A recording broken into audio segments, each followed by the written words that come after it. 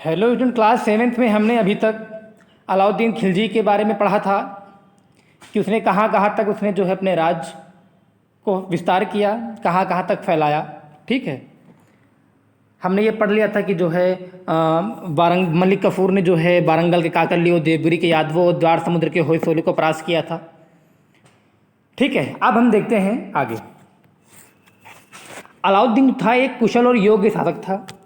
उसने अपने साम्राज्य का उसने पुनर्गठन किया और विद्रोहों को कठोरता से उसने जो है दबाया।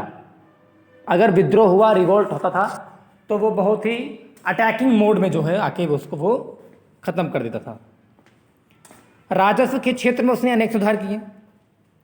राजस्व का निर्धारण भूमि की गुणवत्ता एवं माप के आधार पर किया जाता था।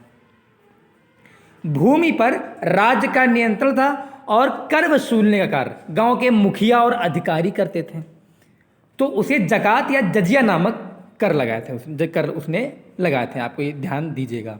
ये क्या था? ये उपज का 50% कर के रूप में लिया जाता था। जितनी आपकी उपज होगी उसका 50% आपको कर के रूप में देना होगा।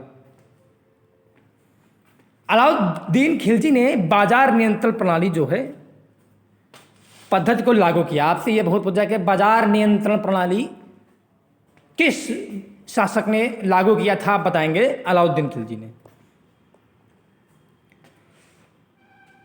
उसने विभिन्न वस्तुओं के मूल्य निश्चित कर दिए। अलग अलग वस्तुओं के बाजार भी अलग अलग बनवा दिए। ठीक है, अलग अलग वस्तुओं के बाजार भी अलग अलग बनवा दिए। क्यों बनवा दिए? प्रत्येक बाजार के लिए एक नियंत्रक की भी व्यवस्था कर दी गई ताकि अच्छे से हैंडल कर सकें। नियमों के उल्लंघन एवं जनता से धोखा करने पर कठोर दंड दिया जाता था। नियमों से धोखा, अगर जिसे मान लेते हैं कोई अगर 1 किलो हमें कोई चीज़ देनी है, जितना भी मान लो उसमें हमने कम बेचा, किसी ग्राहक को, किसी जनता को हमने अगर मान लो थोड़ा सा कम, अगर जितना हिस्सा कम करेंगे उतना ही वो जो है आपके शरीर से मांस निकलवा लेता था। तो इस डर से जो है काफ़ी ये बाजार जो प्रणाली थी उसकी काफ़ी अच्छी से चल रही थी। और जो प्रत्येक वस्तु के दाम थे वो राज्य के द्वारा ही निश्चित किए जाते थे। मन मुताबिक जो है कोई भी राज्य, कोई भी जो बेचने वाला है वो अपने हिसाब से नहीं कर सकता था।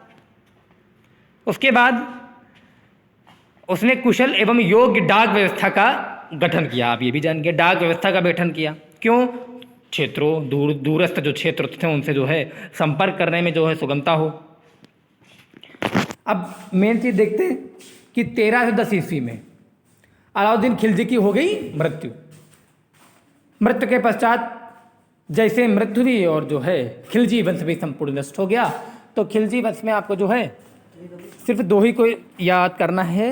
एक जलालुद्दीन खिलजी हो गए और दूसरा आपका जो हो गया अलाउद्दीन खिलजी। तो आपके 2 ही मेन वंश थे। अलाउद्दीन खिलजी की मृत्यु हो जाती है 1310 ईस्वी में। उसके बाद खिलजी वंश का हो जाता है पतन। अब हम अगले वीडियो में पढ़ेंगे तुगलक वंश के बारे में।